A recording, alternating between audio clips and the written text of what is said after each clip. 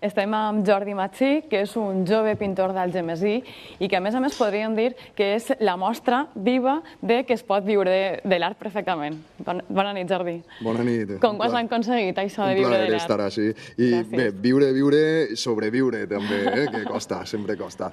Com aconseguís un artista integrar-se en aquest circuit, que a vegades és difícil? Es aconsegueix amb molt d'esforç, amb molt de treball i també, sens dubte, tenint una miqueta d'habilitat social, que també cal. Això també és important. I n'hi ha que tindre ahí molts factors per a triomfar i per a entrar dins bé dels jocs. Des de la teva experiència, trobes a faltar una miqueta de suport bé públic, bé privat, institucional, des del mecenatge privat? Sens dubte, sens dubte. La figura del mecenes ha estat fonamental sempre en la vida d'un artista i jo crec que les institucions tindrien que fer una inversió i una ajuda per a potenciar aquesta figura des del sector privat, sens dubte. Així darrere estem veient algunes de les teues obres. Sí. A mi m'agradaria saber si el mercat valencià és important per a tu. Per supost, per supost. Però tens molts compradors valencians? És important de cor. Aquesta és la pregunta. Tens molts compradors valencians? Tinc més compradors de fora d'Espanya que valencians i espanyols. I això per què passa? La gent no s'anima a comprar art? S'anima, animeu-se a comprar art. No sé quin és el motiu realment, però sí que és de veres que altres països tenen més cultura de comprar. És com una venda molt més fàcil, sense regatejar i sense cap bloqueig de ningun tipus. Perquè tu, per exemple, on et resulta més fàcil exposar? Ací o fora? Avui per avui, ací, sens dubte.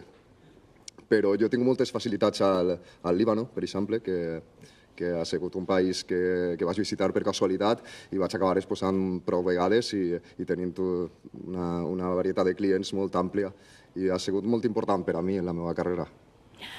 Parles de sobreviure en l'art, però has tingut l'oportunitat de pintar a gent bastant coneguda, com per exemple Miguel Bosé o David Guetta, i això t'ha donat l'apel·latiu de el pintor de les estrelles. Et sents còmode amb aquest apel·latiu? No, és un apel·latiu, abans estava parlant amb Marisol també, que és un apel·latiu que m'incomoda en part perquè jo no em sent un pintor d'estrelles, ni molt menys, jo soc un pintor més intimista que res, però sí que és de veres que també juga al meu favor en alguns sentits, i antes ho comentaven, que per una part m'ajuda perquè em dona publicitat, però per una altra part és com que sent cert avergonyiment d'aquest títol, que al final és un títol que la premsa poseu títols sempre molt fàcilment.